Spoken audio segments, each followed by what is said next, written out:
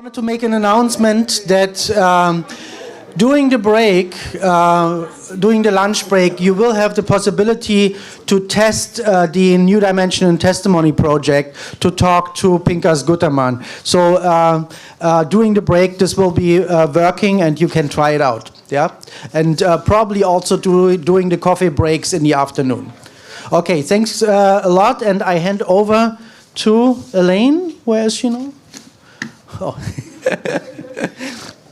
Okay, sorry, my bad. Hi, so thanks so much for joining us. I'm delighted to welcome you to the next panel, which is entitled Social Media, Genocide Commemoration, and Augmented Reality. My name is Elaine Gan. I'm a Mellon postdoctoral fellow of the USC Digital Humanities program, affiliated with Anthropology, Visual Studies, and Media Arts and Practice. My research looks at social networks that are more than human. I look at ecological and geopolitical assemblages in rice agriculture. And I ask how particular historical conjunctures emerge through interactions between humans, species, and machines, and then how we might study and map them as technologies of timing or capacities for temporal coordination. So I'm honored to introduce the three scholars in this session. We have Tomasz Łysak of University of Warsaw, Maria Zalewska of USC, and Timothy Williams of University of Marburg. So like the previous session, each scholar will speak for 20 minutes, and then each will be followed by 15-20 minutes of Q&A. And then in the end, if we have time, we'll try to do like the previous session where we've maybe got 10 minutes to put all three papers in conversation. Okay, so I'll introduce the first presenter, Tomasz Łysak. Tomasz's paper is titled Vlogging Auschwitz Towards Netnography of Digital Autobiographical Documentary. Tomasz is from the University of Warsaw, Department of Applied Linguistics. He received his PhD in philosophy from the Polish Academy of Sciences. His work focuses on representations of the Holocaust in relation to trauma studies and psychoanalysis. He has held fellowships at the University of Washington, Seattle, the University of Edinburgh, and the University of Chicago. He has published in a number of journals and edited volumes.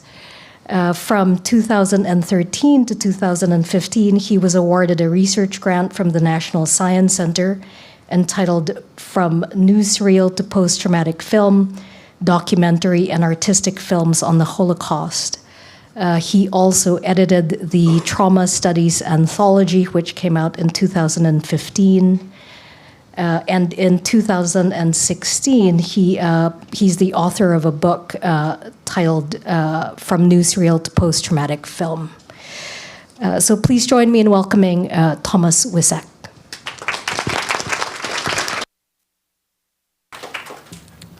Thank you for this warm introduction and for inviting me here.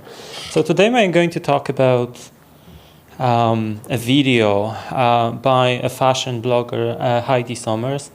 And we're going to start with a clip so that you have a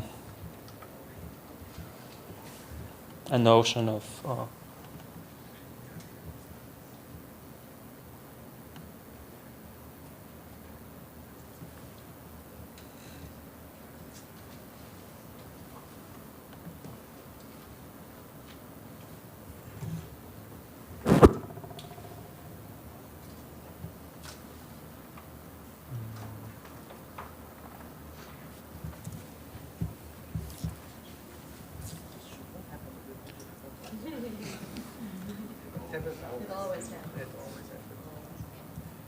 We booked my flight, and I booked a flight.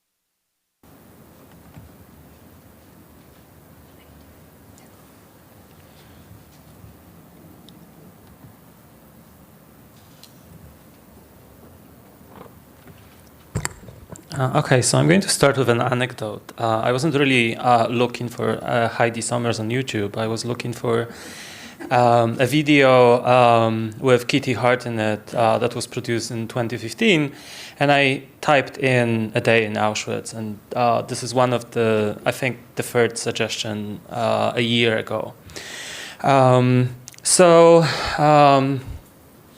A few words about Heidi Sommers. She is what I would call an inspirational fitness model. So that's her profession. And she studied to become a medical doctor, but at some point realized that that was not her career path. Her presence in social media, well, there's a lot of this presence, and she shows a lot of competence. So I would call her a digital native, but also a social media pro. So she has successful profiles with Instagram, Twitter, Facebook, YouTube, and her own website. So this is an image taken from her website. So what can be found? What content she produces? So normally she produces workout plans, dietary advice, but also there is this kind of project of personal improvement through fitness. So that's how this autobiographical element comes in. And she shares a lot of her private life online. She is also cross-posting content across platforms, and I'm going to show that on the basis of this Auschwitz video. She is also sharing her private life with her fans. So she would talk about her breakups, new boyfriends, but also her personal story of having, I would say, a less than perfect body and then transforming into this role model in terms of fitness. And also, she could be characterized by her happy-go-lucky attitude, and this is also something that she mentions in the introduction. Here. So her Instagram is her key channel of addressing fans. And as you can see, there is 1.6 million people observing her on her Instagram, and this is the typical content on Instagram. Okay, now the Auschwitz vlog on YouTube. This is just one episode, and the number of hits, as you can see there, is more than 4.5 million, and this is, well, maybe not the most recent, this is last week. So this video was uploaded on April 21st last year, which shows that more people at least started watching this video than actually went to see the museum in Oświęcim in that period. And also, as you can see, there are some suggestions here in the bar on the right-hand side. So One Day in Auschwitz, the film that I was actually looking for, is just 500,000. So when you look at these numbers, you might ask questions: who's in the symbolic power to talk about the camp? And there is an explanation about this video in the text box beneath the image. And this video was advertised on her other channels. So as we can see here, this is Instagram, and in the center there is a short edit of this video. The edit that you watched was done by me, and there is another one on Instagram. And to the best of my knowledge, this is the only video about something, let's call it serious, in her entire feed. I took the pains to go through her entire Instagram, and there isn't anything of similar weight to the Auschwitz video there. The video was also advertised on Facebook. As you can see, there is no further introduction. It's just cross-posting. And what's interesting in terms of comments are disabled on YouTube. So you're not going to learn how much people hate or love her for going to the camp or to the museum. However, when it comes to people on Facebook, the first comment and some other comments are really positive. There are some people from Poland who would say, it's a wonderful thing that you are doing. There are some Jewish people saying, somebody from my family was in that camp, or somebody from my family died in that camp. I really like the fact what you did. Instagram, again, this is an introduction or an explanation why she did that video.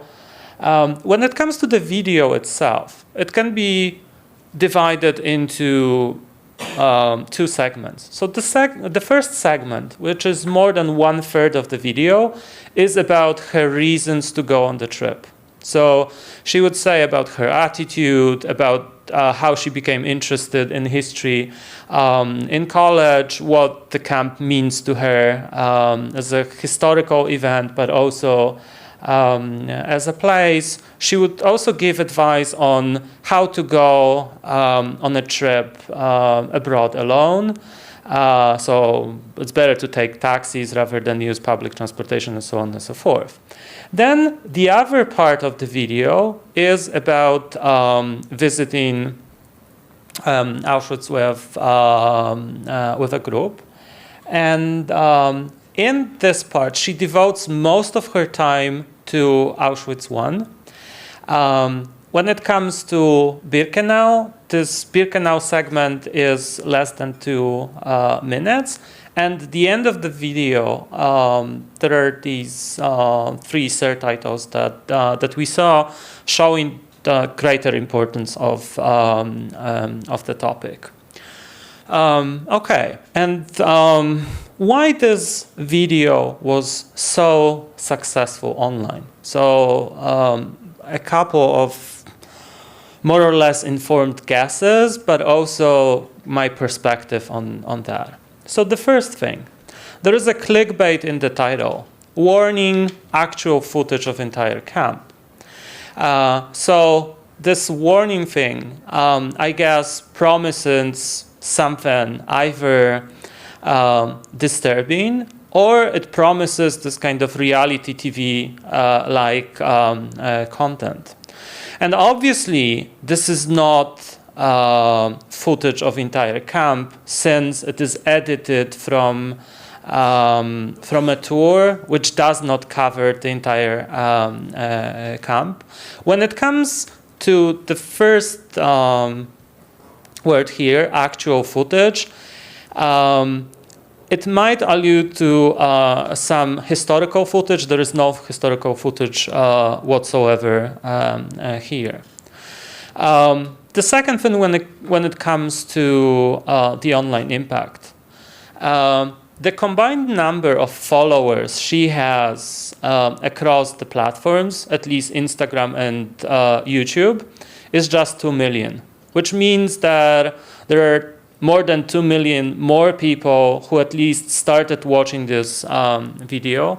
And I think the reason for that, the first reason is the YouTube algorithm, which was mentioned in the Q&A session before, which contributes to the ongoing popularity of the video. So having no knowledge whatsoever about Heidi Sommers, I was able to find that video through YouTube. When it comes to Instagram, I don't think it's the case. It wouldn't have happened. Another aspect that I think contributed to the popularity of this video is the fact that she shows her affect rather than her historical knowledge. So if you wanted to use that video for educational purposes, it would be education about how to travel abroad alone and how to take trips in the museums, rather than education about the Holocaust itself. So when it comes to dates, chronology, certain localities, she either doesn't give any information at all, or her information is incorrect. So, for example, she calls Block 8 the extermination building. She talks about Block 11 as the place in which medical experiments took place, whereas that was Block 10. Well, they are one by one, but anyway. And also, when talking about Crematorium 1, she says this is the place where millions of people were killed, which is, again, not true. But I'm not sure whether that's rhetoric, she says, using hyperbole, or this is just historical ignorance. Okay, leaving comments disabled on YouTube, I think the audiences on Instagram and Facebook are easier to control. So she has a degree of control over what cohorts comment on her content online on Instagram and Facebook, whereas when it comes to YouTube, this control is limited. And also, I think with the number of hits, it would be extremely difficult to curate the comments. And the last part of my presentation about two roles in which we can see Somers in this vlog. So on the one hand, she is a filmmaker, and I'm going to explain why I think that she is a conscious filmmaker. And on the other hand, she is a popular historian. So her Auschwitz vlog is part and parcel of a larger narrative of self-improvement. So her other vlogs, which are about training, are about making yourself a better person. And I think that in this vein, Somers went to Auschwitz to test herself, to test her limits, and to use a self-improvement cliche, to go out of her comfort zone.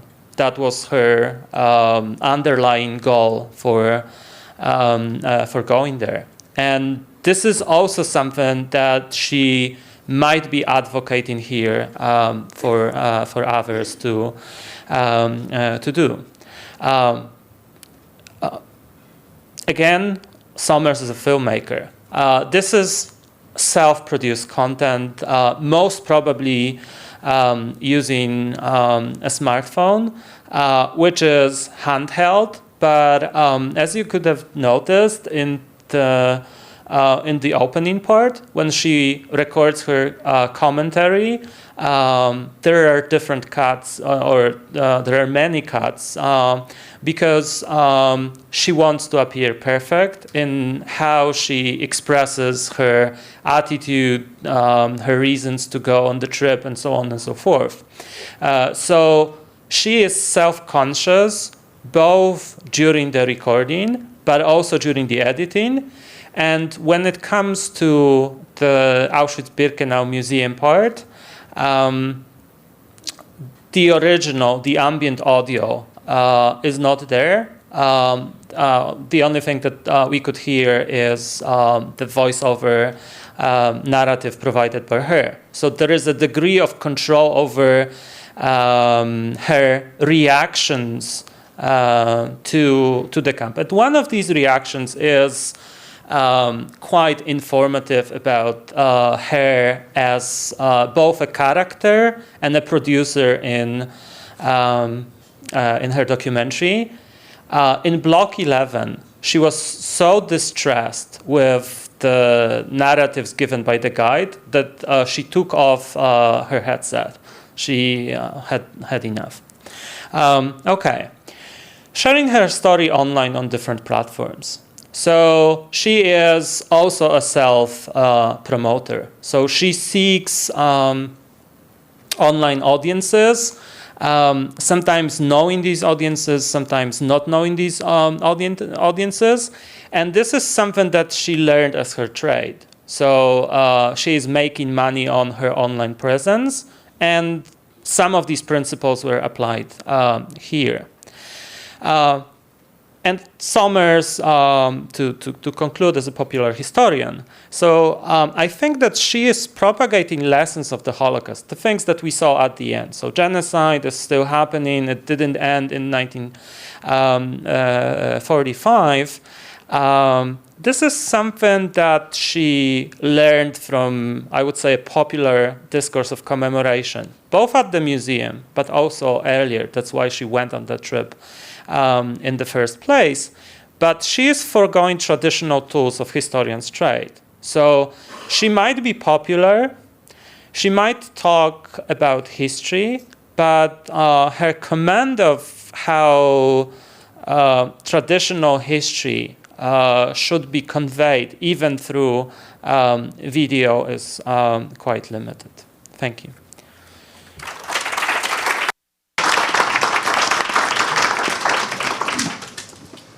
Thank you, Tomasz. So we have about 15 minutes for Q&A. Yes, in the back. Hi, thanks, Tomasz. It was a really interesting talk, and I might never have encountered Heidi in any other context. It's good. My name is Adam Muller. I'm at the University of Manitoba, and I guess I wonder about thinking of her as a popular historian. Partly because, I mean, I don't think historians typically, as part of the tools of their trade, make use of either blogging or vlogging, right? Like those are digital forms more conducive to what I think of as memoir, right? And the memoir form. And I guess I wonder if it doesn't make more sense to think of her as not foregoing the traditional tools of the historian, but rather as making full use of the tools of the memoirist. Okay, so why would I think of her as a popular historian? So the concept of the popular historian is or was coined to explain why people without a traditional training in history would start popularizing history through a variety of media. And there are other similar videos that were produced by vloggers.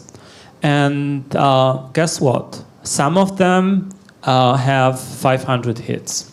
Some of them, more popular ones, have maybe 5,000 hits.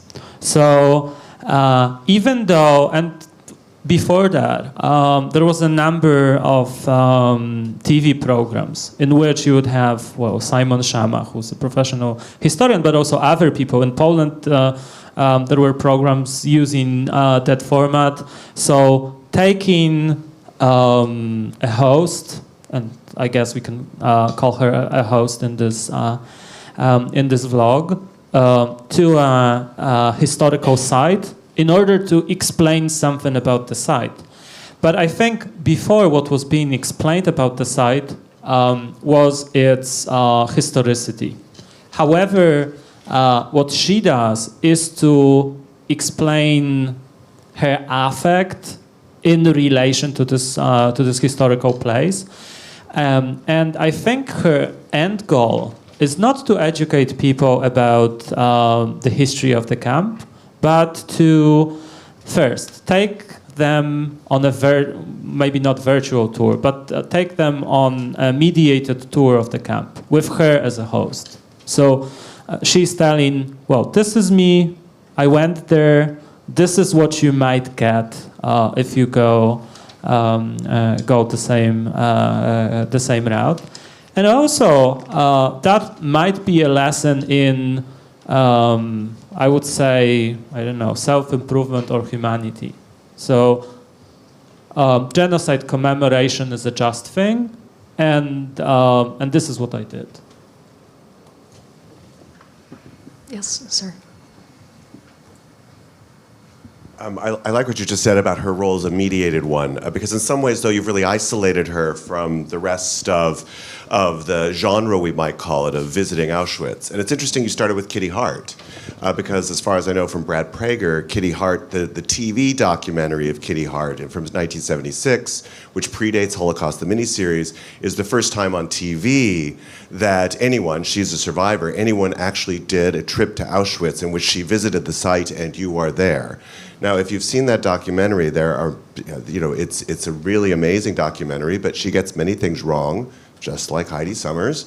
She doesn't understand some of the sites she's at. They're really very, very difficult representational and ethical issues there. But can we think about this in a kind of history of media representations of the Holocaust in which people mediate the site? So I wonder if you could reflect on how she's not exceptional, she's actually part of this broader history. Okay, so on the one hand, she is not exceptional, but on the other hand, I would say she's exceptional because, as far as I can tell, there is no, let's say, personal reason. I mean, as far as I can tell, she isn't Jewish, there is no third or fourth generation thing going on. And that would be these kind of traditional explanations why people would go from the US to Poland to see the camp. And also, she explains at the beginning of the film that was done on a whim. So she rebooked her flight, but I guess that she contemplated doing that before. So when it comes to Kitty Hart, I guess there are some similarities and differences between the respective media, television and the internet, and also the most recent film by Kitty Hart, which was produced by the BBC, kind of uses the format of this first film. And in the first film, Kitty Hart went to see the camp with her son, and this time around, almost 40 years later, she went to the camp with two teenage girls from her city in the UK. So there is this idea of having the audience with you in Kitty Hart, and this idea of having the audience with you here, I think, changed in the sense that you don't have to have a physical presence of the audience. So, and this is much augmented in the sense that, I mean, Kitty Hart couldn't have her trip to Auschwitz with 4 million people. I mean, this is absolutely impossible. Thank you. Yes? Thank you very much for this puzzling presentation, actually. I am interested a little bit in the various contexts within which that particular vlog could, in fact, be inserted. So and the kind of intertextual relations one might draw. So you mentioned that she kind of reproduces the lessons of the Holocaust script, right? In her way, Paul also kind of insinuated to a long genealogy of documented or filmed pilgrimages to Auschwitz. What, however, kind of surprises me and also puzzles me is the fact that the Holocaust, or the whole lessons of the Holocaust rubric, is contextualized in a kind of in a very different setting, which is self-improvement, right? So it's not just improve your body, by training for 2 hours, but also watch a couple of videos and you will also become a better person, right? So I wonder, what does this tell us about the popular and popularization or popular discourses around the Holocaust or of the Holocaust? It seems that we are moving beyond the kind of the Holocaust as a moral imperative, of the Holocaust as a kind of an ethics of learning and knowledge, and into, I don't know, kind of post-postmodern, post-Holocaust understanding of the self, of the body, of the relation between body and mind, and what makes someone a person. So I think this video, I mean, it's way beyond trivialization.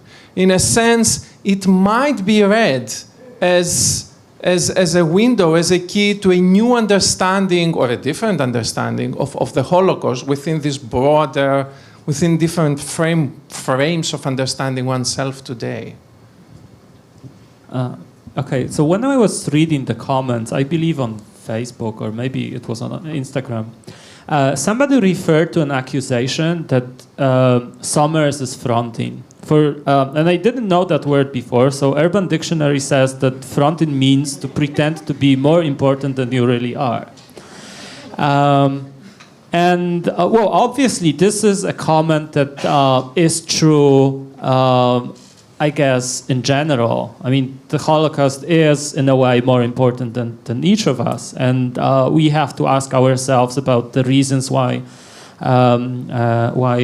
we do that. But when it comes to the video, I think, in a way, Summers, from my perspective, is God sent. I mean, when I first watched this video, I didn't know what to think of it. And I watched, I guess, hundreds of hours of Holocaust documentaries writing my book. And the question was, and I had this kind of underlying questions with the online discussions about selfies, for example, that people who are participating in this kind of digital mediated forms of commemoration don't have their say in the discussion. I mean, somebody else is saying, you are doing this wrong. This is impolite. This is sacrilegious. You shouldn't be doing this. And here, we have a person who might not be utterly convincing in terms of her, I don't know, intellectual training. But she is giving us the reasons why she went on that trip, and also the larger reasons why this trip matters. Which does not mean that we have to accept this explanation. We might say, you are wrong. I mean, this is not what you are doing. I mean, you are self-promoting yourself in the same manner as you are showing push-ups or whatever else. But I think that we should start at taking her explanation at face value, and we should start thinking whether this is the new cohort of popular historians or whoever we might call them. So I think that she might be a harbinger of how historical commemoration might look like in a decade or 2 decades.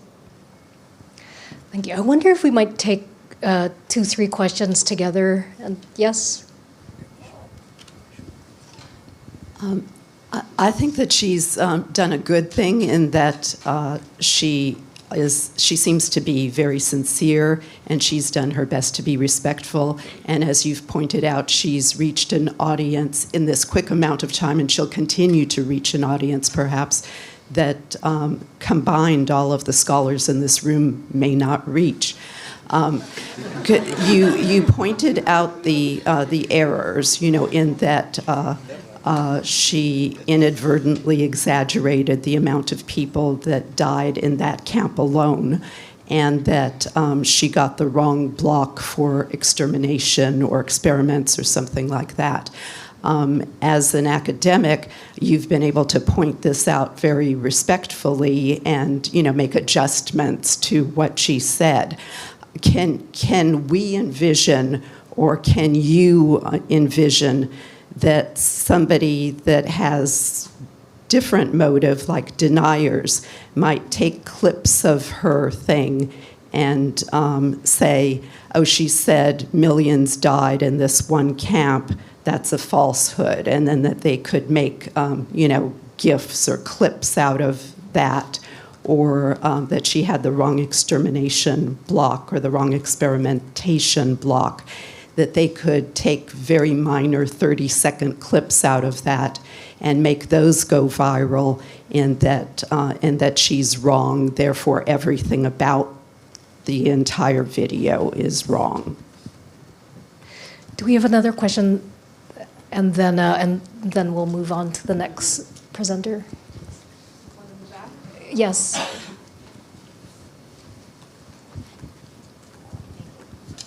Thank you for the presentation. I was wondering if you can expand more about gender and sex here, because even before the presentation started, we all noticed her long eyelashes.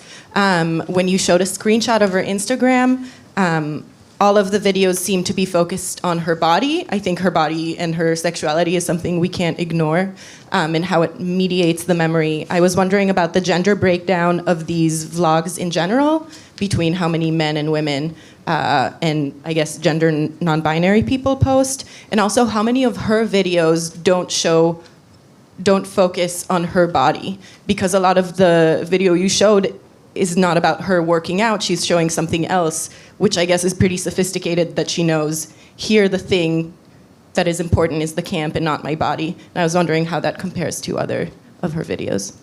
Thank you. Okay, should I answer now? Okay, so when it comes to your question, the argument that you put forward is the traditional argument about the deniers. Once you question the veracity or the authority of the historian or the witness, at least from the perspective of the deniers, you won. And then we have to ask ourselves a question. What is her authority? And if you're going to question her authority, are you going to achieve the same level of rhetorical success as with, let's say, questioning a major Holocaust historian? And I guess not. Okay, when it comes to alt-right and other Holocaust deniers on the internet, I don't think it really matters. I mean, they would bash anyone if they don't agree with their own position. And to some of their audiences, it wouldn't matter. But I would say that kind of in the general state of things, it does matter. So destroying Heidi Sommers as a popular historian isn't going to do as much damage as saying, let's say, Elie Wiesel did that wrong or didn't write how it was. Okay, when it comes to your question about gender and sexuality, I could probably answer that question in another talk. There are two things that I want to point out. The first thing is that women are more proficient in producing content such as this. This is not something that I discovered. This is what's in literature. So in a way, this is a natural genre in terms of gender for women. They are kind of more at ease producing such content.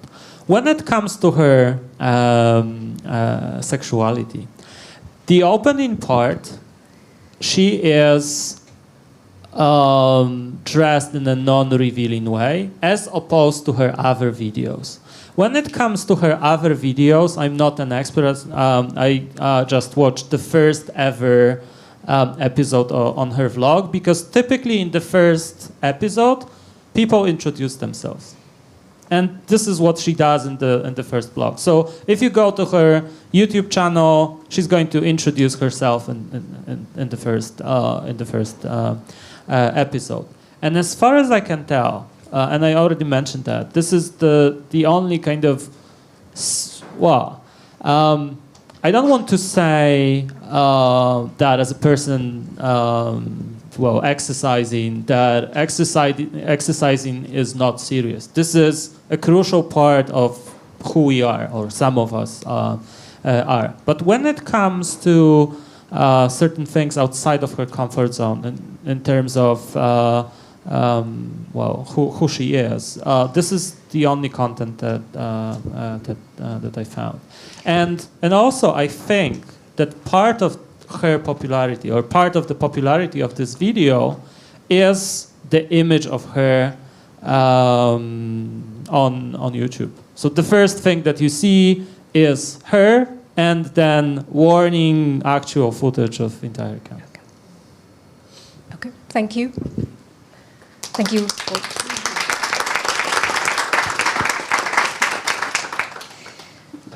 So we'll move on to the next speaker and invite you to maybe return to the questions at the end of this panel. So our second presenter is Maria Zalewska. Maria is a PhD candidate in Cinema and Media Studies at USC School of Cinematic Arts, a Mellon PhD Fellow of the USC Digital Humanities Program, and a Graduate Student Fellow of the Center for Advanced Genocide Research at USC Shoah Foundation. Her dissertation project is entitled #Holocaust, Rethinking the Relationship Between Spaces of Memory and Places of Commemoration in the Digital Age. It focuses on the relationship between interactivity, documentary film studies, and Holocaust memory. Since 2009, she has worked for the Auschwitz-Birkenau Museum and Foundation.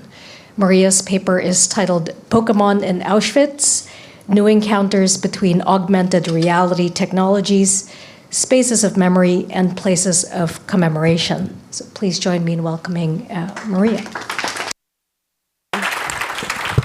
Thank you very much, Elaine, for such a kind introduction. Just one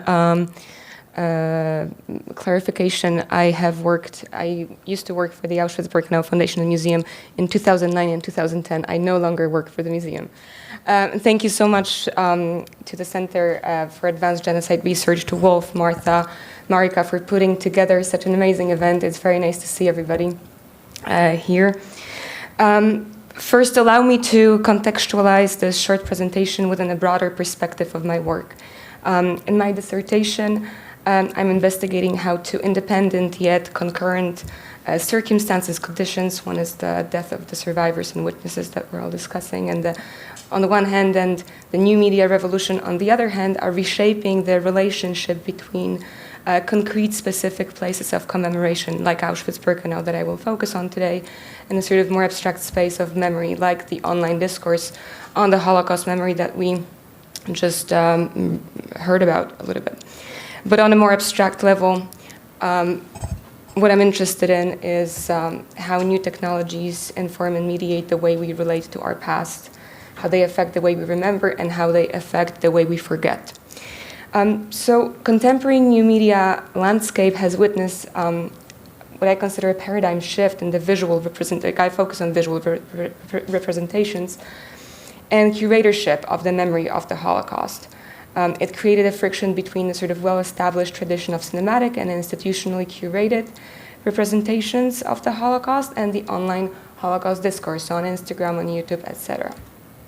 At the same time, the emergence of augmented reality games and apps, and most recently, the introduction of the new iPhone X, designed particularly for augmented reality, impacts the way media-generated virtualities fill places of commemoration and remembrance. In other words, we have entered this stage in Holocaust memory production that comprises of constant exchanges between virtual and material contexts. I should have renamed my presentation because actually I will speak about Pokémon and augmented reality, but I want to start with selfies from Auschwitz because I think they introduce an interesting way to think about that relationship between places and this sort of space of memory. And both of these are recent examples of visual social media and augmented reality examples that allow us to think critically about material, social, and virtual spaces of Holocaust commemoration. They force us to investigate whether those new mediated practices, which have been processing memory of the Holocaust in private and public spheres since the rise of Web 2.0, enrich or increasingly flatten our understanding of this collective trauma, this collective past. And while this is the range of this topic is broad, for the purpose of this presentation, I narrow the scope just by focusing on one particular place of memory, Auschwitz-Birkenau. And what I find particularly interesting is that the Auschwitz-Birkenau Museum developed, I'm sorry, let me start again. I'm going to speak specifically about Auschwitz-Birkenau. In other words, these case studies resonate in productive ways with questions of individual and institutionalized socio-historical agency in curatorship of memory of the Holocaust 21st century. Because as I will discuss in a second, both Instagram and augmented reality have prompted the museum to sort of become an actor in this new discourse. It also allows us to talk about the guardianship and claims to ownership of memory in the national and transnational context. So let me briefly introduce my case study. This is the first case study. In my work, I anonymized those pictures, but I thought for the purpose of this presentation, this is an image pulled from the New York Times.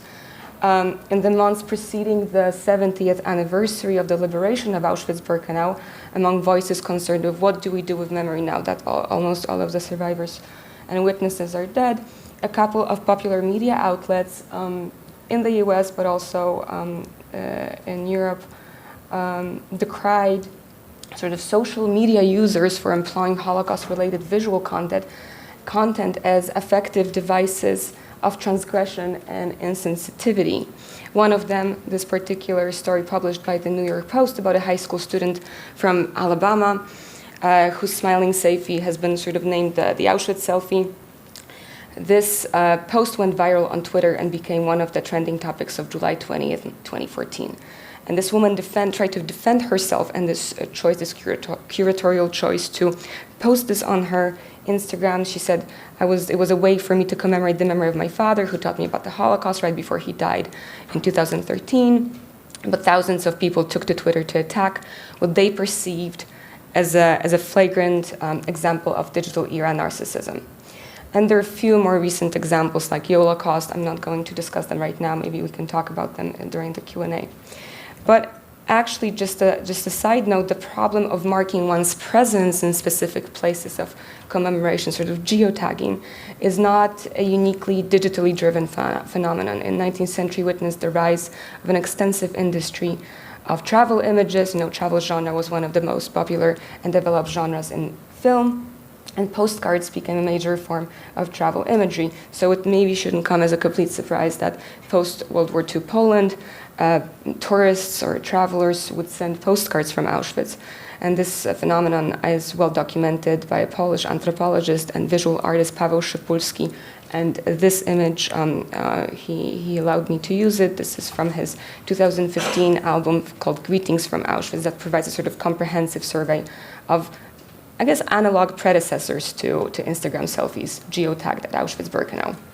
It could be argued that before the era of ubiquitous digital mobile photography, postcards as acts of marking one's presence at a specific location and sharing information about it through mail, through sent mail, sort of mail, real mail, responded to the same impulse to document that many have situated at the heart of modernity and photography. I'm especially thinking here about Susan Sontag or Tom Gunning. But as the analog world unwound, selfies from Auschwitz replaced postcards from Auschwitz and marked a new stage in the way people process those visits, those moments of encounter with those spaces. And very briefly, many scholars, a lot has been written about selfies from Auschwitz, and some link it to the ubiquity of selfies in places of commemoration to this phenomenon of the rise of something called dark tourism, genre of dark tourism. And they present a case for technological determinism, that basically social media and new technologies have the power to alter our behavior and that social media inspire people to fight for their followers at the expense of breaking the rules of decorum.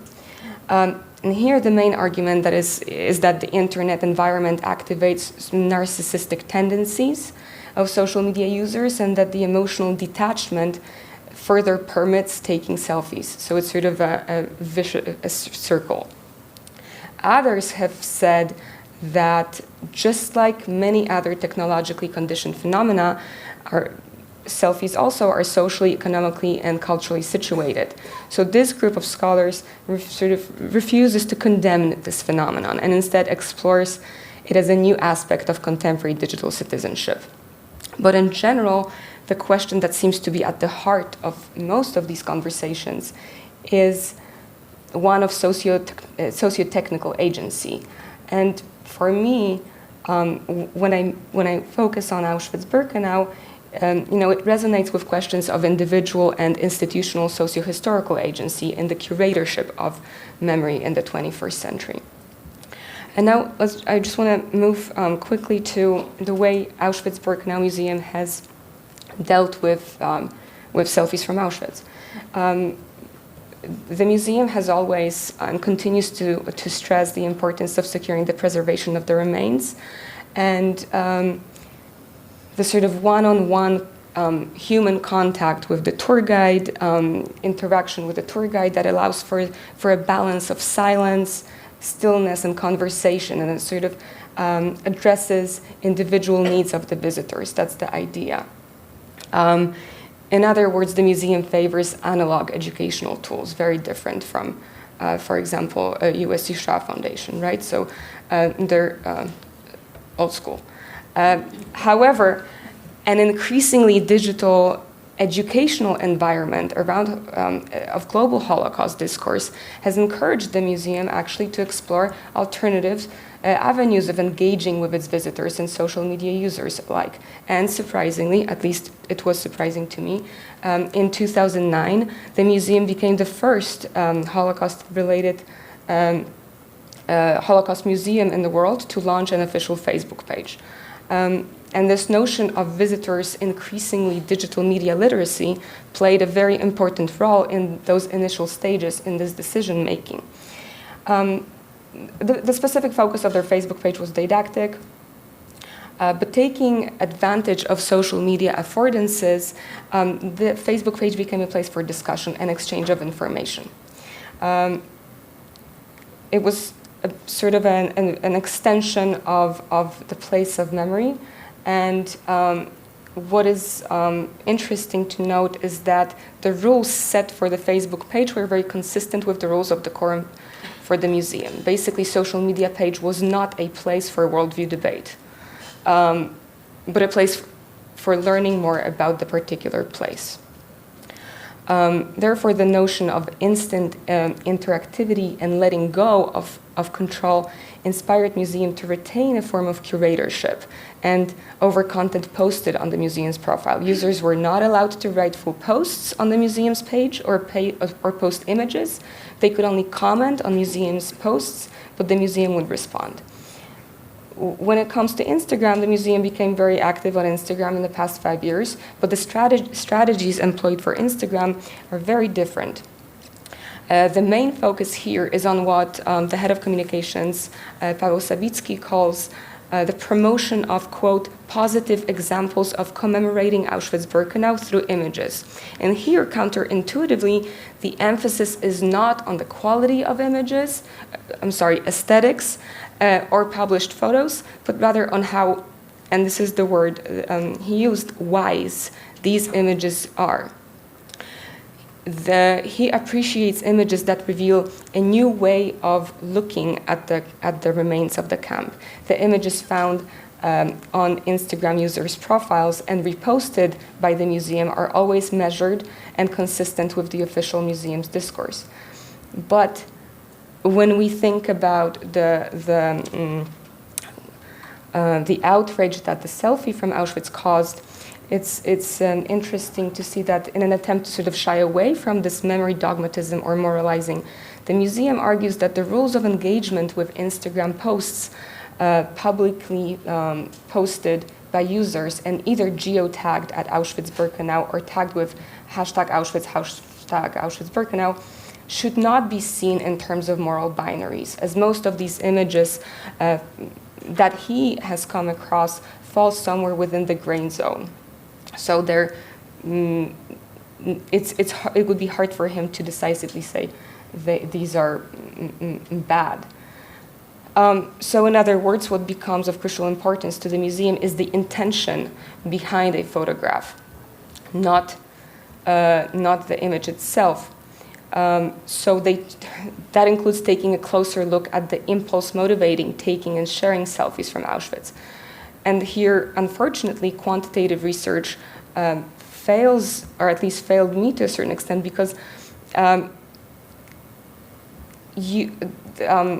when you look at images geotagged at Auschwitz-Birkenau or tagged with appropriate hashtags, it reveals that a formal visual analysis is not enough. To understand the context and motivation of the author, which is frequently revealed in a nuanced or ironic fashion, we must take a closer look at the captions and a sequence of hashtags that accompany these images. So paradoxically, so images are no longer the reflection of the subjectivity behind the lens. So the purely visual content of Instagram posts must be analyzed side by side with the accompanying text that becomes an additional and perhaps an inherent part of the image. Because often the text subverts the meaning of the image. You can have a smiling selfie with a solemn caption thinking about my great-grandfather who died here. Or you can have a sort of black and white aesthetically sort of pleasing image of the gate with a caption that denies the Holocaust. So you need to consider those nuances. Then the museum actively monitors the Instagram archive of Auschwitz-related content on Instagram. They look through hashtags and they look through the Auschwitz-Birkenau geotag, and they become an active respondent to those images. They actually engage in a discussion. Sometimes they scold the users, sometimes they ask if they can repost.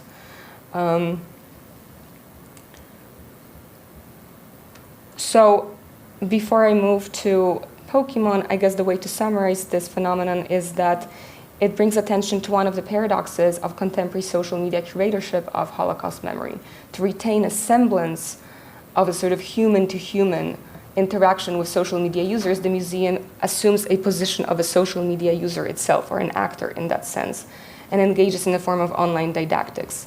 And the direction in which the transnational memory of the Holocaust on social media is moving, and the ubiquity of this visual content forces institutions like Auschwitz-Birkenau to valorize, react, and engage with social media content and users.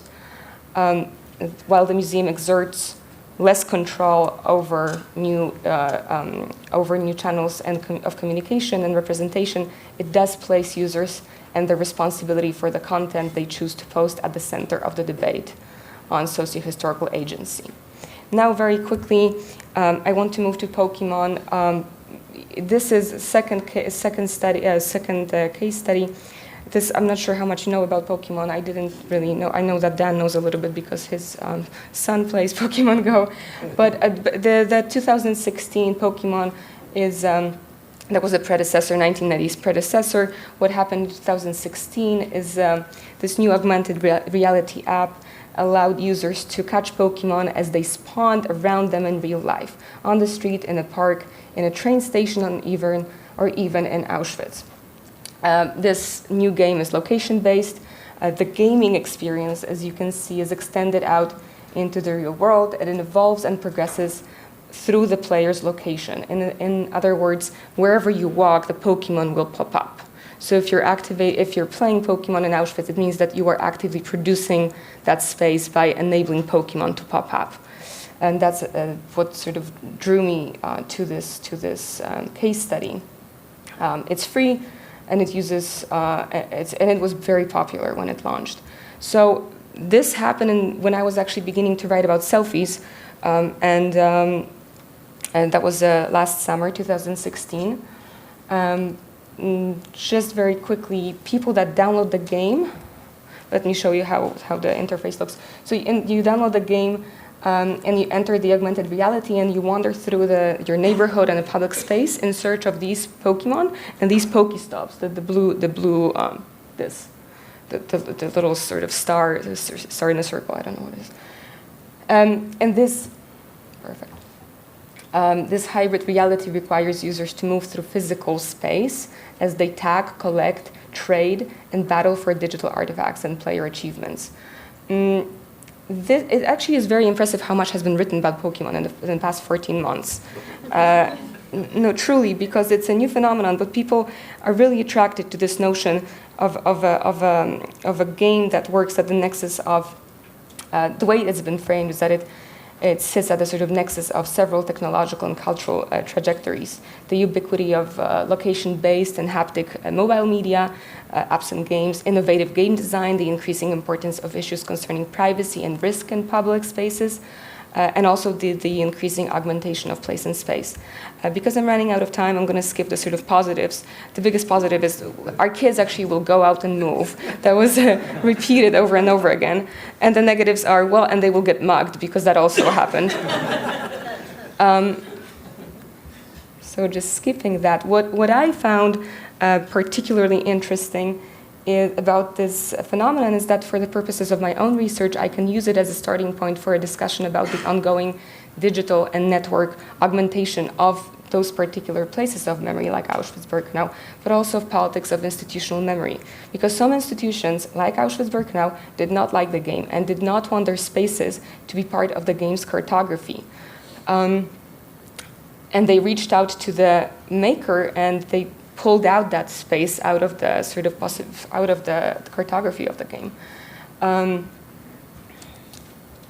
So just to wrap up, this is what triggered the controversy, because the New York Times article revealed that actually players indeed can catch Pokemon in Auschwitz.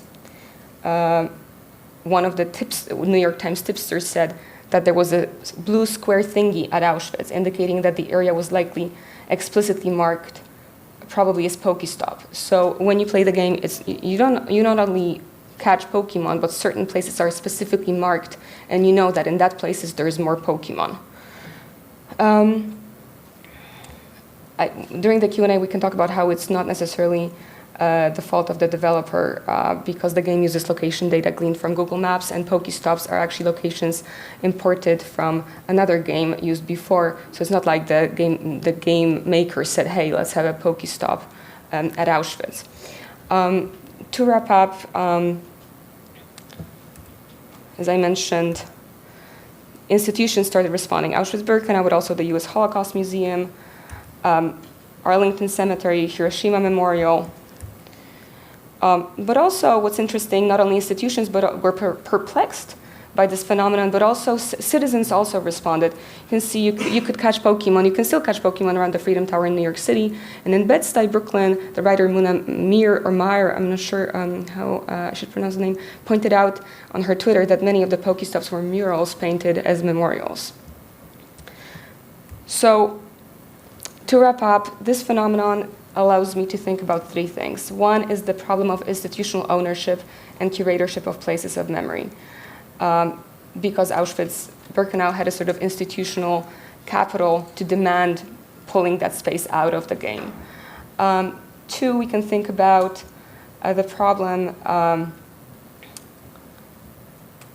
the fact that technology tends to outpace law and regulation, and that there are no laws that regulate the augmented reality space-place relationship, and it's just another field that is sort of suffering from the fact that our legal systems are having a hard time catching up with technology. So it's in the hands of institutions to regulate private corporations and demand tweaks to their product, as was the case with Auschwitz. So I'm out of time. Thank you very much, and that's it.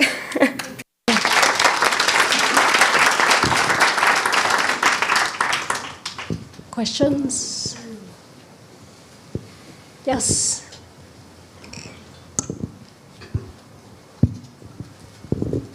Thank you very much for a very fascinating presentation.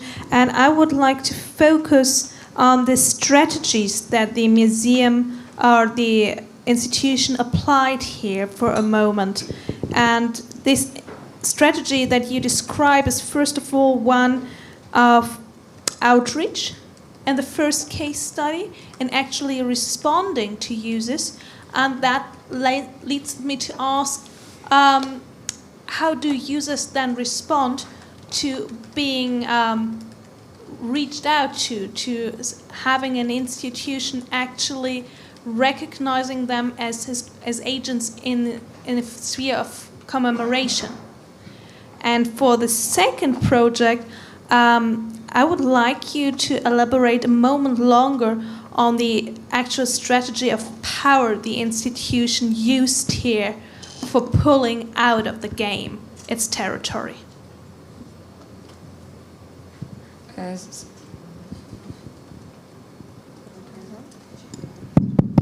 sorry. So yes, this relationship that the museum has established with Instagram users is full of paradoxes. Sometimes it leads to interesting situations when an employee of a museum, a Polish employee of a museum, is scolding an Israeli, for example, teenager for posting something inappropriate. But in general, the response and the community that the museum has built around its social media presence has been very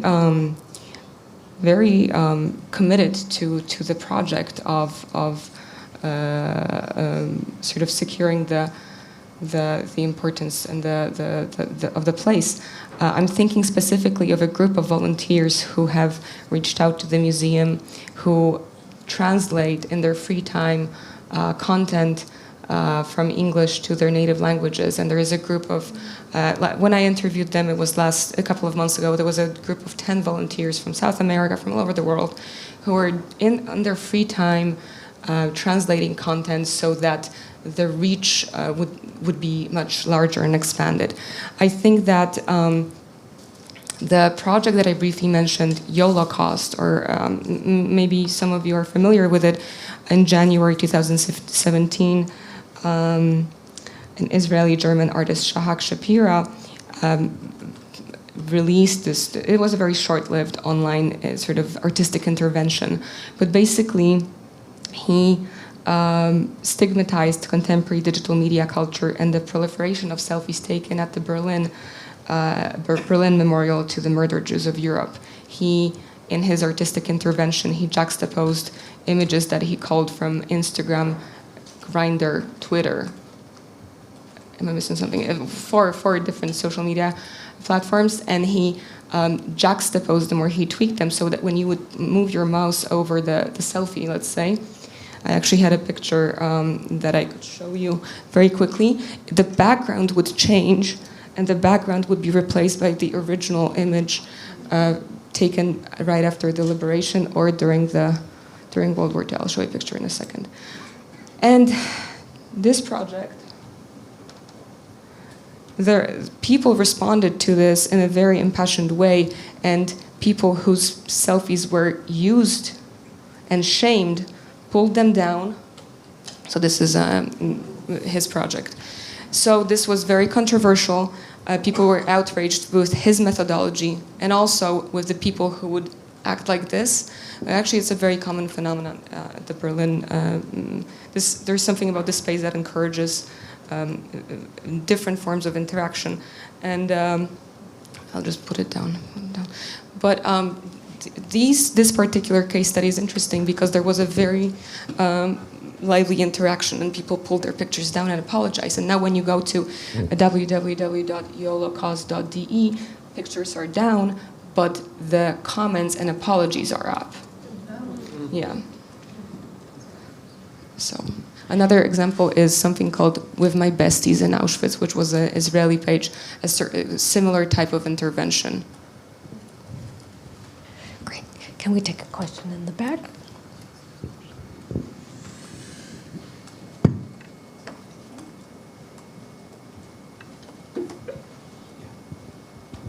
Hi, Jason Lustig, UCLA. I think that this is such a fascinating set of issues. I was wondering if you could comment on the question of the self as part of this. You're talking about selfies, right? And this sort of arises out of the previous discussion where a number of people indicated sort of this issue of the way in which the Heidi Summers video removed the self or herself from the video in terms of the way it was shot and so on.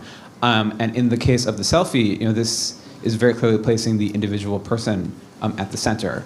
And I was wondering if you could comment on that, especially in regard to the question of proof, in as much as so much of the discourse around the Holocaust, and you saw this in the Summers video as well, where she talked about her experience of visiting Auschwitz as viewing the proof that the events of the Holocaust took place. Here we see another kind of proof, which is that the individual, him or herself, actually visited the place which they are documenting.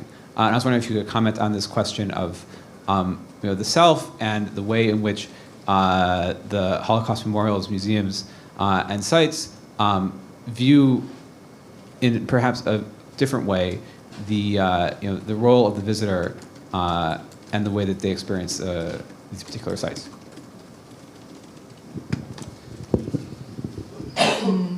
I'm not sure if I can speak so much to the problem of the proof, because I'm not sure I understand it in the context of this particular project, because I'm not sure what is it a proof of, and I would like to maybe engage more later with Tomasz. The question of the self, I'm not sure how much you can remove yourself from any type of visual mediation, because it's always a curatorial decision. If you pull yourself, if you remove yourself, if you remove your face, that is also a sort of a certain way to mark your presence, just in a different way. So I wish I was more familiar with this project. When it comes to the question of the self and the relationship with Auschwitz-Birkenau, I think one of and I was thinking about it when Tomasz was speaking, a sort of obsession with numbers, an obsession with, we want more people to watch, we want more people to watch those clips, we want more people to come to Auschwitz. The numbers matter because we are so scared that nobody will care in 50 years. And honestly, less and less people care. And I think we suffer from the fact that we keep on talking to people who are Holocaust scholars. When I talk to my students, I really realize that they care less and less, and they think that Inglourious Basterds is actually the actual representation of what happened. So, I actually am very lost. I think I forgot your question.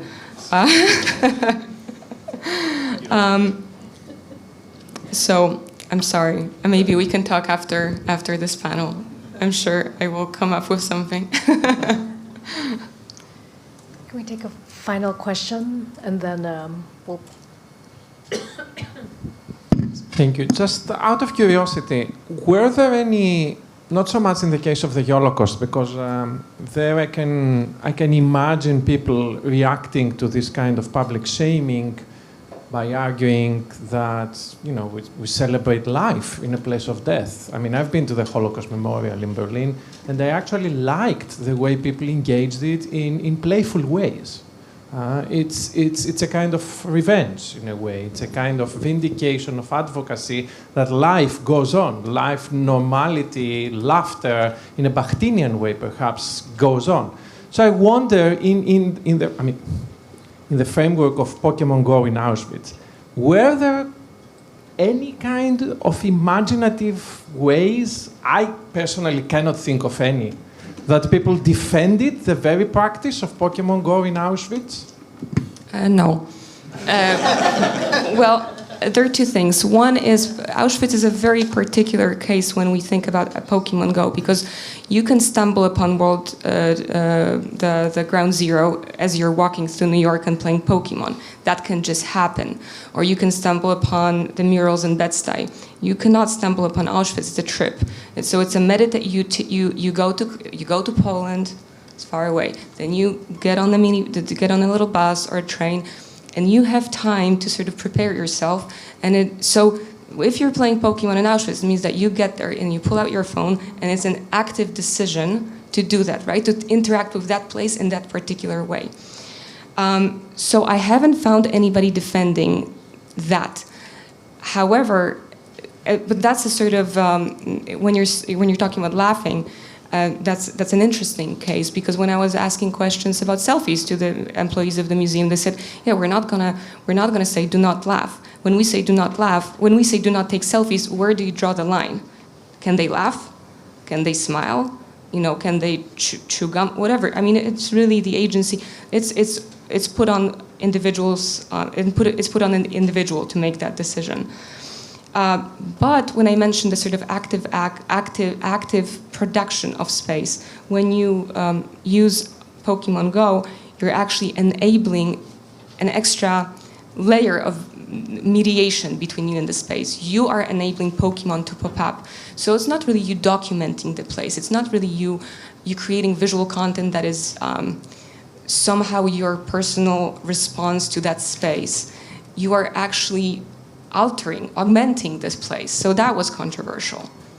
But I am sure that there will be productive ways in which augmented reality can be educationally applied to those places. It's just this is a particular interaction between users and the institution, and this question of agency is what interests me. Because I used to be very moralizing. I used to just say no, and then my advisor said you have to find some other way to approach it. So, thank you very much, Maria. thank you.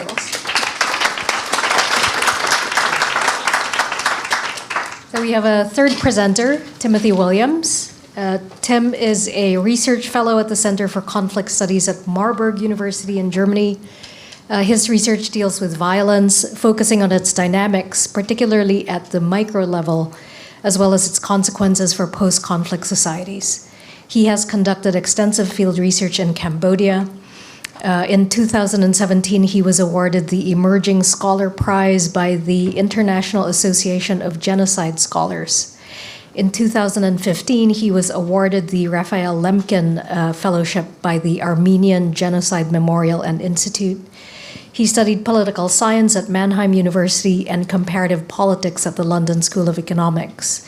Timothy has published in a number of journals, including Terrorism and Political Violence, International Peacekeeping, Genocide Studies and Prevention, Transitional Justice Review, among others. Tim's paper is titled Awful, But You Have to Go: Memory in the Digital Sphere of TripAdvisor.com Reviews of Tuol, Sleng, Genocide Museum in Cambodia. Please join me in welcoming Tim Williams. Thank you very much for the invitation to speak here and for the introduction. In Cambodia, there are over 100 memorial sites that exist in relation to the genocide. And yet only 2 of them are really prominent in terms of dark tourism. This is Tuol Sleng Genocide Museum, which I'll speak to today, and Chung Ai killing fields, which are quite interrelated with them. In terms of the digital sphere, the foremost space of tourist community quite explicitly is TripAdvisor.com. And so also quite obviously tourists engage with the site of Tuol Sleng on TripAdvisor. And so in today's presentation, what I'd like to do is to interrogate a little bit how tourists discuss Tuol Sleng in the digital sphere of TripAdvisor.com, and how this narrative relates to the way that the museum was curated and the intentions behind that. First of all, I'll give a very brief explanation of what Tuol Sleng is, then talk about how I gathered my data, and then the core of it is talking about various topics which come up in the reviews. And then I'd like to talk about how it relates quite specifically to the pedagogical aims, and then discuss at the end how TripAdvisor can or cannot be seen as an alternative space for discussion and for creating memory. So, Tuol Sleng, or S21, Santebal, which means Security Center 21, was a prison in the prison system of over about 300 prisons during democratic Kampuchea, the regime of the Khmer Rouge from 1975 to 1979, in which about 1.7 to 2.2 million people died under the regime, about half of them of starvation, malnutrition, disease, and overwork, and about half of them were killed as internal enemies. or for some form of transgression. And here the security system was key. And within this system, there was a sort of a hierarchical system of communes and districts, and the highest prison was S21. So the most important or the most treacherous people were brought to S21, which happened to also be, for the most part, Khmer Rouge cadres themselves. Immediately after the fall of the Khmer Rouge regime, it was opened as a space by the government to take tours of international journalists in order to shock them, in an aim to try and legitimize the Vietnamese intervention in the country, the liberation,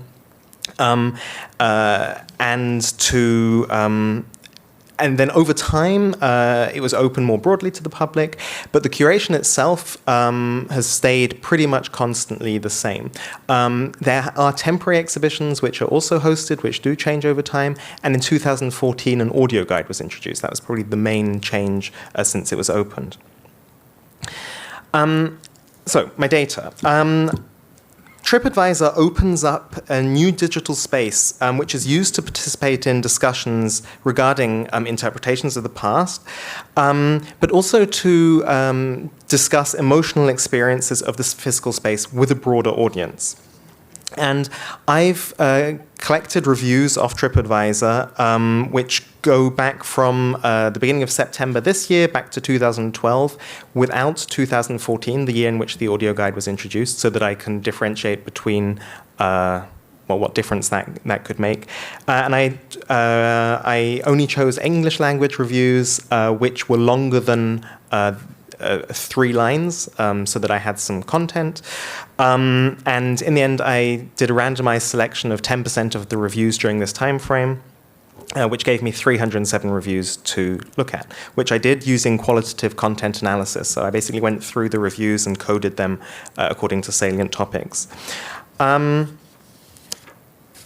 When thinking about the reviews, we have to remember that TripAdvisor is maybe not a representation of general tourist impressions of the site, and that's what makes it interesting in the context of this conference.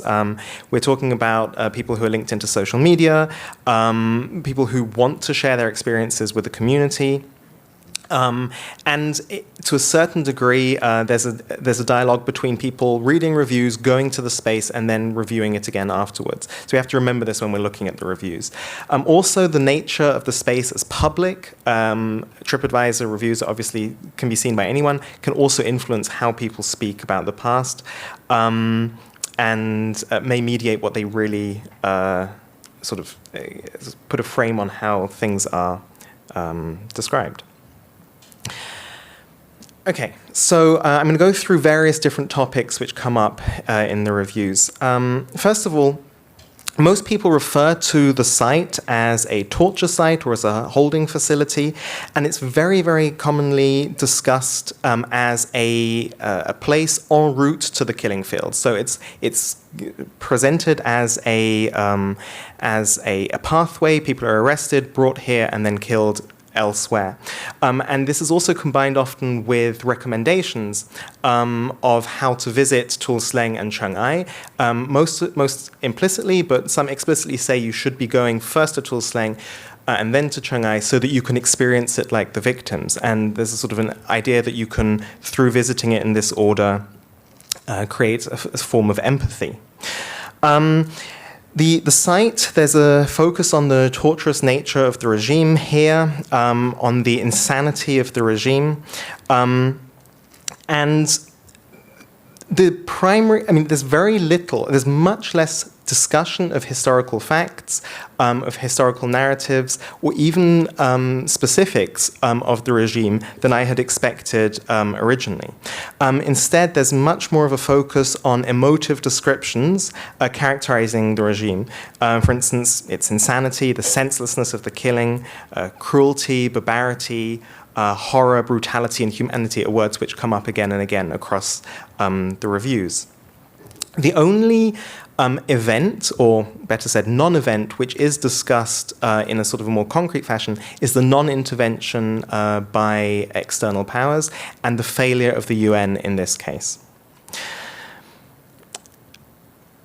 moving on to the reactions that visitors have, it's overwhelmingly the reviews are framed in a positive sense, in the sense that it was an important experience to people. Most often, again, it's implicit, but people talk about this positivity in terms of how educational or informative it was, that it was interesting or eye-opening to them. But by far the most prevalent feature that you can see in these reviews is the emotional reaction to the site. Here, about a third of the reviews talk of either sadness or crying. About a quarter of the reviews talk about the shock they had in experiencing this place. Many people, very, very many people also speak about how they were moved and discuss how this elicited feelings of compassion. Or that they were disturbed, disgusted, how heartbreaking it was. And there's a whole catalogue of emotions which are discussed in quite a lot of detail. And this is by far the most prevalent feature. Part of the emotionality is discussed through two things. Firstly, photographs of the victims. Anyone who's seen pictures of Tuol Sleng will know these iconic black and white pictures of the victims. And these are discussed in about 80 of the 300 reviews I looked at, so a lot of them. And dozens more refer more abstractly to photographs, probably meaning this, but not explicitly saying that they're talking about photographs of the victims. And so this is very, very often the impetus for people speaking about their emotions. Also, others discuss the presence of survivors. Again, about a quarter of the reviews mention the two survivors who on most days can be found at Tuol Sleng, who are there and they explain their experiences, sell their books, and they're discussed, and this is also often referred to when they were talking about their emotions. Also quite prevalent is an emphasis on the shock that people had. And Tuol Sleng here is presented as a place of cruelty, and most often through a description of the very visceral materiality of the place. There's an emphasis on the disconnect of that it used to be a school before it was turned into a torture facility. In the words of the place of torture, school of learning, are sort of a contrast which has opened up quite a lot.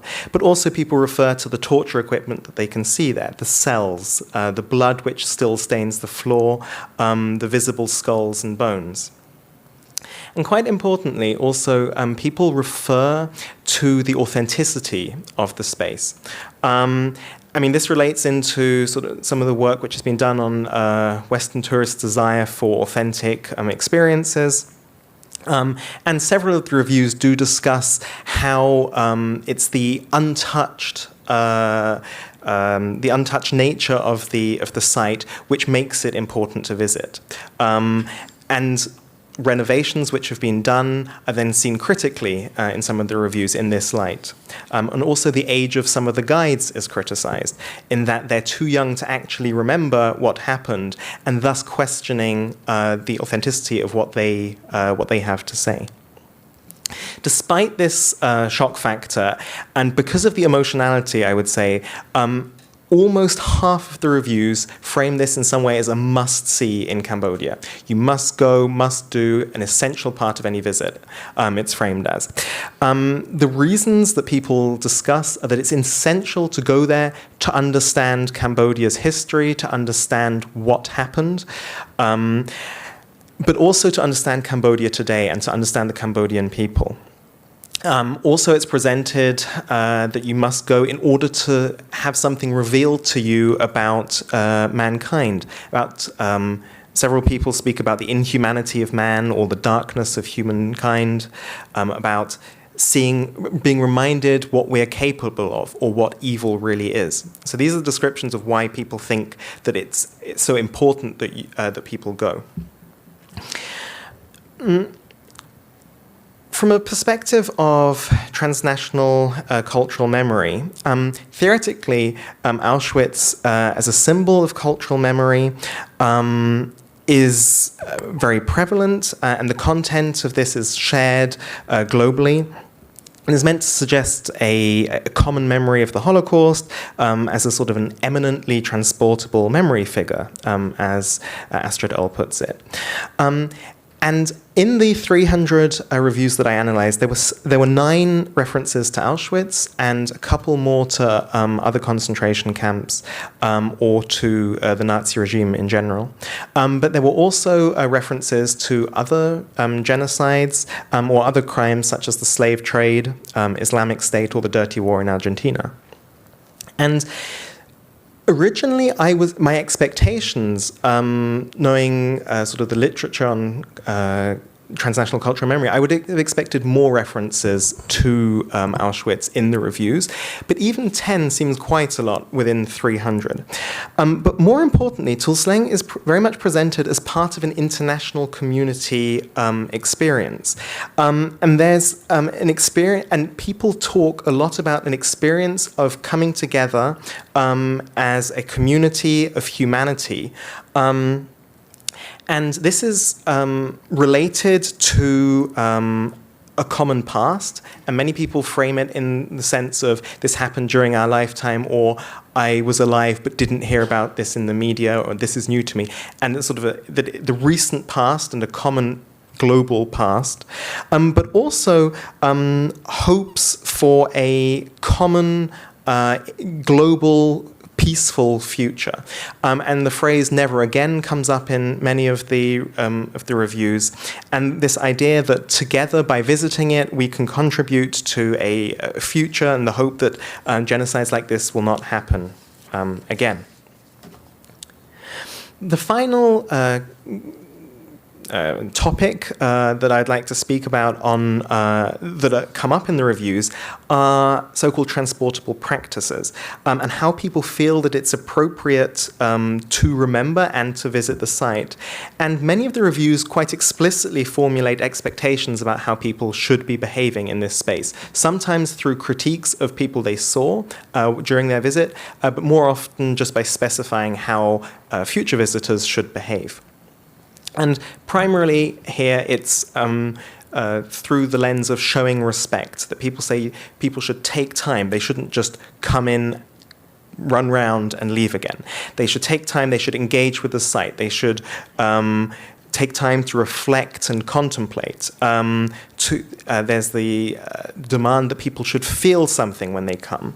But also much more practical things like not taking photographs in the site, that's seen as disrespectful.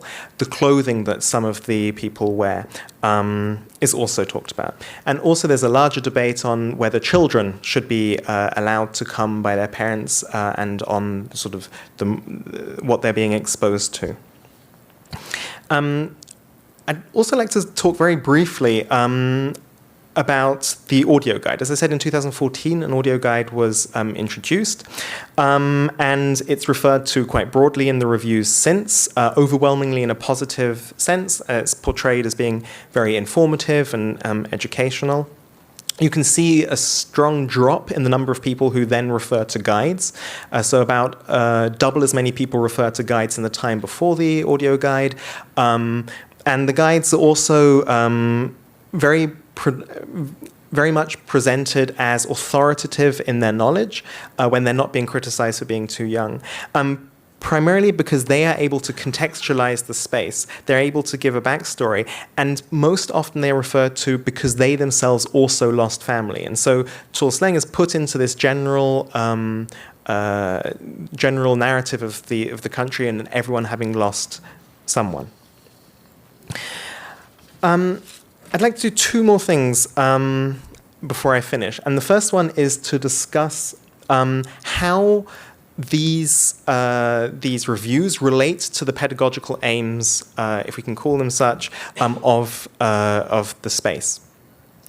So in other work I've discussed that the 2 main ideas that are trying to be transported through Tuol Sleng Genocide Museum, as well as more generally in the memory politics of the Cambodian government, are a shock narrative tied to the 7th of January, that's when the Vietnamese liberated the country, in an aim to legitimize this intervention, in front of an international community where in the late 70s the Vietnamese were still ostracized. And through this, presenting presenting at Tuol Sleng the true horrors of the regime. And this is very much seen in the emotional response in the reviews and the way people discuss a lot the visceral materiality of the space. Now, the other narrative which is prominent in memory politics ties into the politics of the 1990s and what I call the universal victimhood narrative. In the 1990s, the Prime Minister Hun Sen decided to offer amnesty to anyone who was willing to defect from the Khmer Rouge. And basically, anyone in Cambodia, whether former Khmer Rouge or not, can frame themselves in terms of being a victim of the regime today. And this, interestingly, also, it's not discussed explicitly in the memorial, in the memorial museum, but in the reviews, the people who were processed here, who were, for the most part, Khmer Rouge cadres themselves, who had been suspected of being internal enemies, are presented as innocent. They're presented as victims who are described as poor souls or tortured individuals. And this idea of the innocent victim sort of conflates the idea of victimhood of the whole country with the specifics of the site itself. Perpetrators are very much othered in the reviews. They're demonized. One review says they're beasts who, in my mind, cannot be called humans. And the complexity of, or the thin line between victimhood and perpetration, which did exist during the Khmer Rouge, is not in any of the reviews brought up or discussed in that light, which is not surprising because it's also a discussion which doesn't happen at the memorial. But even in this space with other input, and some of the people refer to all the books that they'd read before going, these discussions don't emerge. Now, to use my final minute and a half, I'd like to discuss what this can tell us about TripAdvisor as a space of memory. I think the emotional responses that we see as key to the reviews are often framed, or sometimes framed in the reviews themselves, as having a therapeutic effect. So TripAdvisor is a bit like a communal self-help group where people can go and discuss their emotional experiences after they've been. The very limited historical discussions, I would say, is a missed opportunity to discuss and to have a broader narrative than is maybe provided at the site. This is not surprising given that there's very little, particularly prior to the audio guide, there's very little actual historical description given to the visitors. But there is this focus on shocking and being shocked and emotions, which is very much in line with the intentions of the site. And the codifying of implicit expectations about behavior at the site, and even the necessity of going, it would be interesting to see how these actually affect how the space itself is used. I can't speak to that because I haven't done any interviews with people who've read the TripAdvisor reviews prior to going. But there are some references within the reviews to having read previous reviews before they go. And I would like to, in future, maybe try and look and see how this digital space is actually impacting people's use of it on the ground. As such, I'd say that TripAdvisor provides an alternative forum for engaging with the site, which allows for digital communication, but it doesn't lead to an alternative way of dealing with the past. There's still this focus on emotionality, there's still this focus on shocking. But importantly, and sort of embedding it in ideas of transnational cultural memory, a global community is created through the reviews on TripAdvisor. And here, TripAdvisor provides an augmented forum within which the common humanity of the visitors can be stressed, and people can refer to each other and their experiences in creating a common future as well through these ideas of never again. And the next step in my research is going to be to look at other sites in other post-conflict societies and look at how other sites are reviewed on TripAdvisor to try and disentangle what of the things I've been telling you here today are specific to the curation of Tuol Sleng and which are maybe part of a broader dynamics of dark tourism and of how people relate to spaces which they're visiting from abroad. Thank you very much.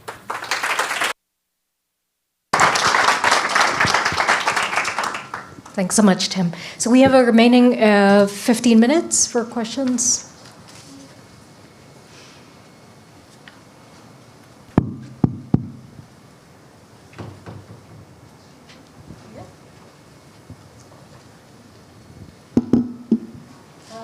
Thank you. Are we live?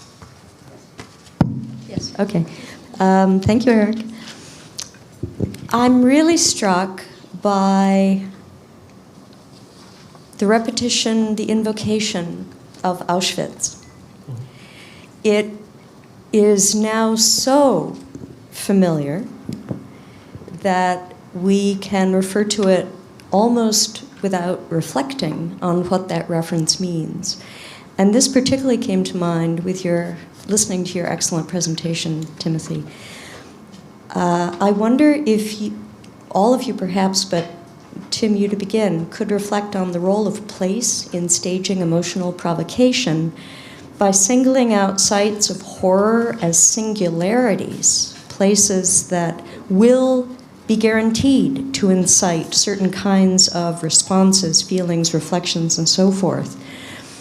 Are we doing damage to the memory of genocide? So much genocide historically has taken place in hidden sites. Certainly, the prison was hidden in many ways, right? Or places that were unorganized, mundane, unstaged, the banality of genocide. I wonder if you could reflect on that.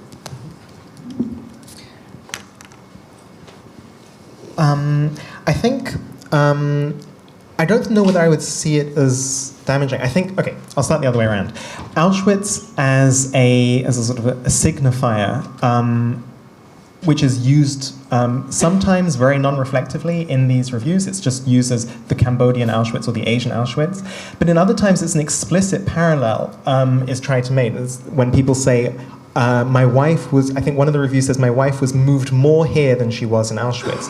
And so there's an explicit comparison of a reaction, of an emotional reaction again, but between the two sites. And also, I mean, it's trying to highlight, obviously, how important this site is, and so on and so forth.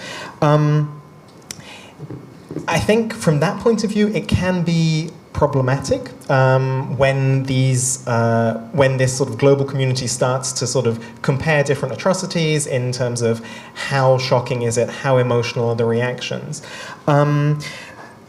But I don't, but I think that what you were saying about the element of the role of place and of singularity is still important. I mean, the very precise descriptions that people include of the space, of how it was to enter specific buildings, see specific elements of torture equipment or the blood on the floor, and all these things means it is a singular experience. But it's, I think it's fed back into this more global discourse because obviously when you're on TripAdvisor, it's one click away that you can be reading the reviews of Potocari or of Auschwitz or of any number of other sites. And as a tourism portal, it's embedded in these sort of broader visits that people have, and so. The place is important for this, but it is always also embedded in this broader context. Hi, Eric Steiner, Stanford University.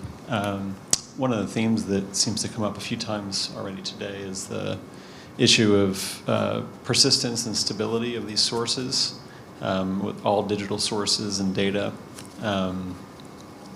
And I'm thinking about the kind of future digital archaeology of this record and thinking about how the different digital platforms that you've discussed today, but maybe starting with the TripAdvisor, what this looks like in 10 years. What are the ways in which TripAdvisor maybe implements now in their interface the ability to highlight certain reviews or kind of prioritize the way that you're accessing that material? What will persist from this material, and how will these interfaces mediate that persistence? It's hard to say how it will persist. In terms of which reviews, the reviews are ordered anti-chronologically. So you see the most recent reviews. There are different sort of signifiers of the authors. There's how many previous reviews have they done. You can also say, was this review helpful or not? You can thank someone for a review. That's sort of a measurement of how helpful it is. There are also stars. Most of the reviews are 5 or 4 stars for this space. There were some which have other ratings. And I assume that in future, probably there'll become more complex algorithms which will sort the reviews in a different way, sort of following in suit with other sites.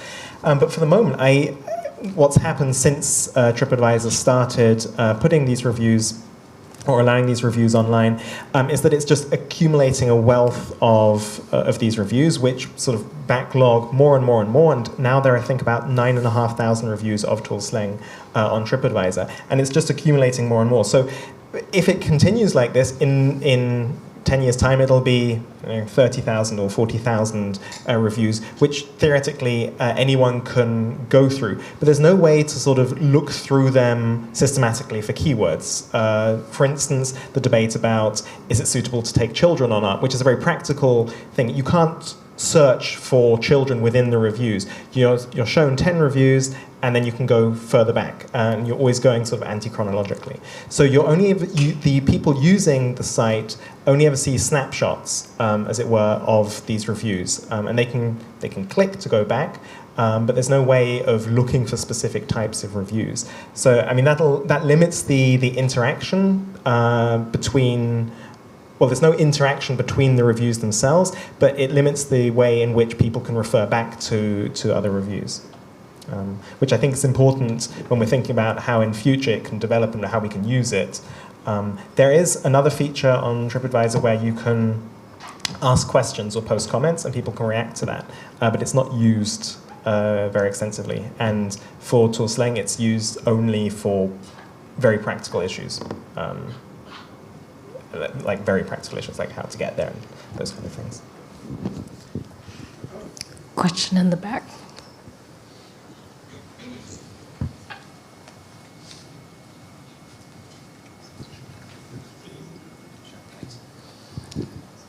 I wanted to thank all three of you for your comments today. My question is specifically geared towards Maria and Tomasz. I had a question with regard to how your work relates to the idea of Auschwitz as being an exceptional place, or the Holocaust as being exceptional within history.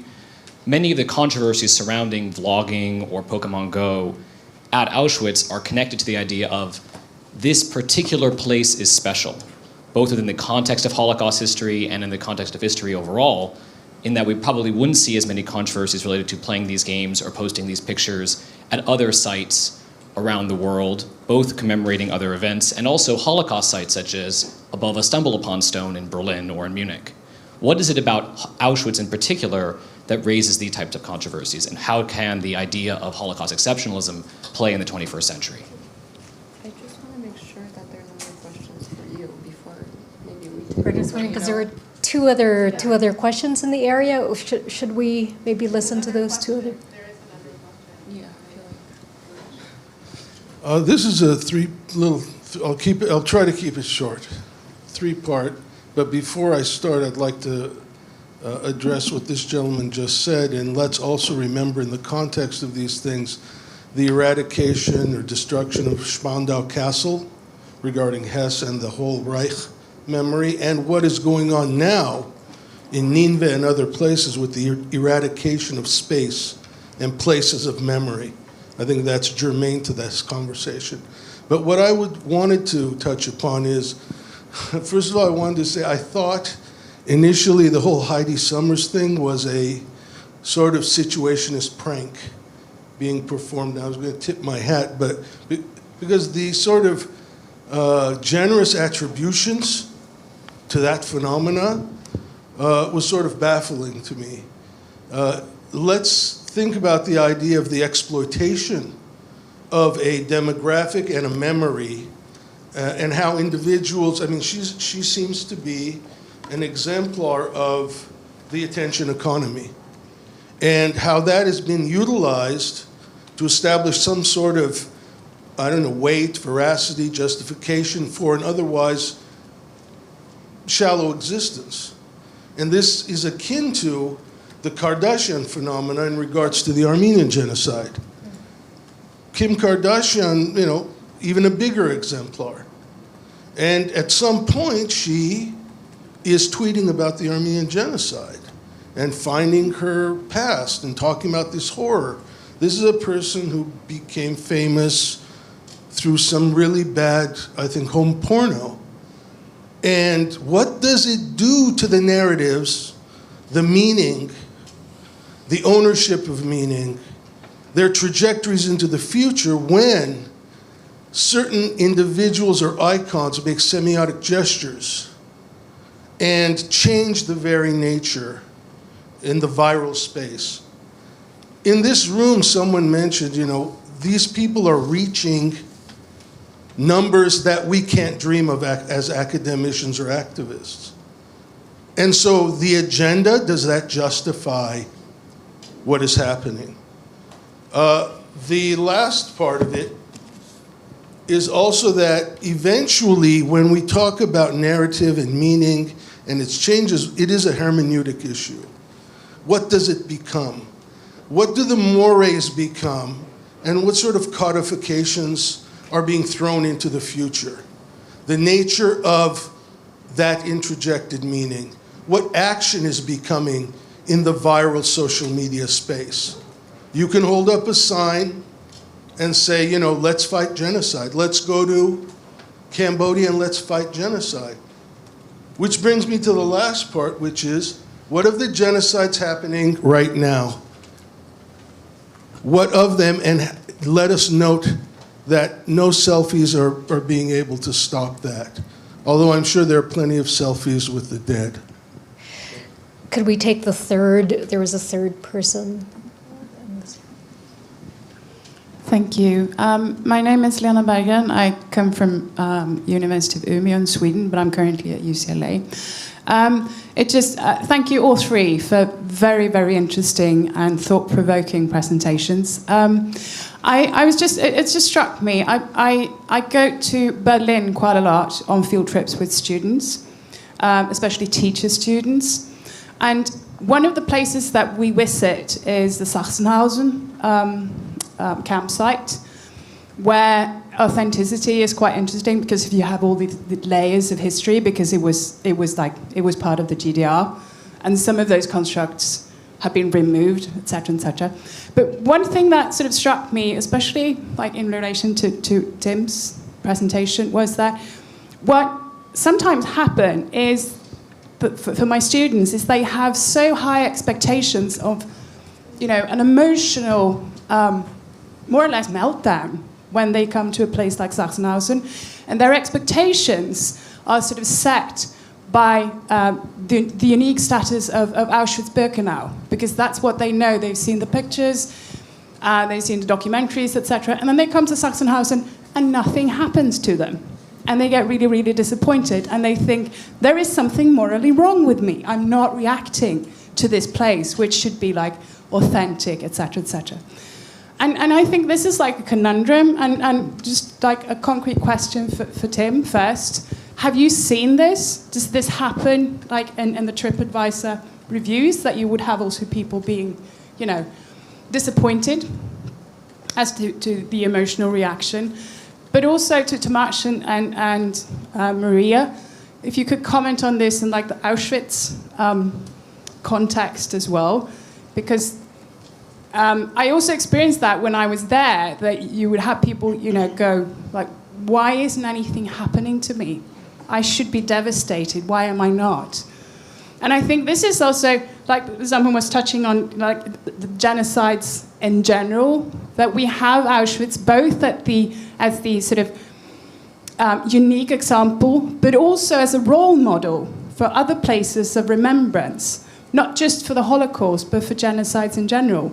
And I think this is problematic and something that we could discuss so much more. Thank you. Could we start with Tim and then a response from each, and then we'll wrap for lunch? Thank you very much for that question.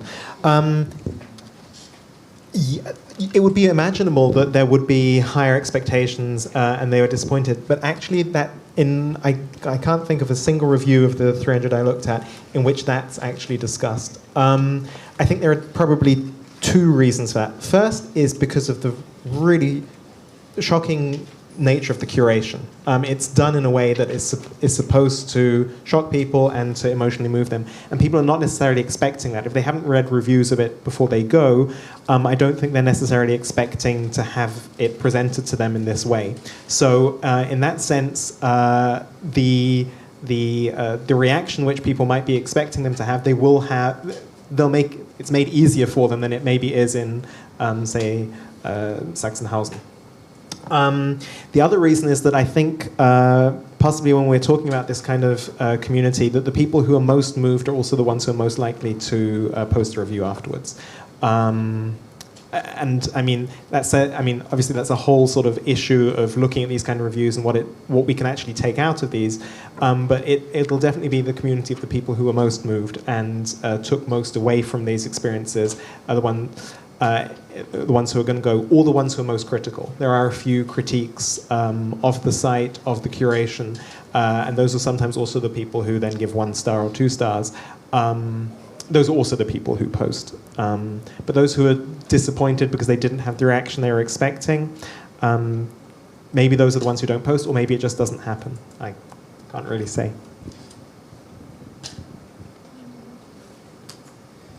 Okay, so there was a number of questions. So the first question, the exceptional character of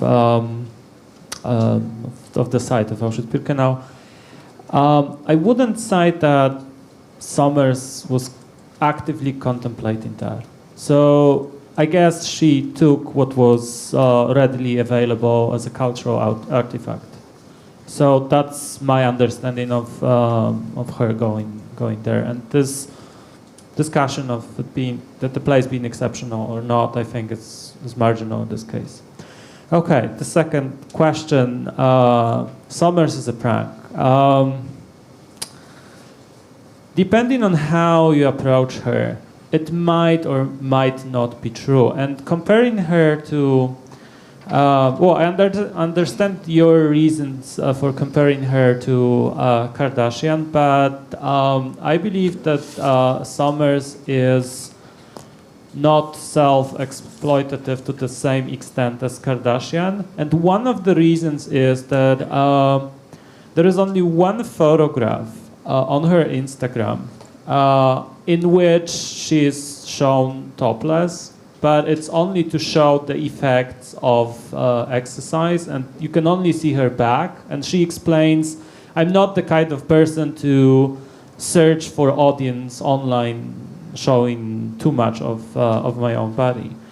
And then another question, and I guess this is both Kardashian, Somers, and other people, is whether we want people with what I would call symbolic capital to talk about, let's call them serious issues connected to history and the genocide. I guess your response is maybe not all of them. And the types of questions that we ask now were already asked in Poland in the 1960s in relation to people going to Auschwitz-Birkenau. So I don't have time to explain all of this. Two more things. You said that selfies did not stop people from killing other people, and I would say that, well, I'm not sure if this is the case, but in Ukraine, there were people taking selfies during the protests. And I think part of the international response to what was going on in Ukraine was connected to people sharing the bloodshed online in front of the bodies. Okay, and the last question regarding disappointment. I think with some people, there was a presentation at a conference on dark tourism in Glasgow this summer, in which people on TripAdvisor complained about being disappointed at a number of places. I believe these were former camps in Germany.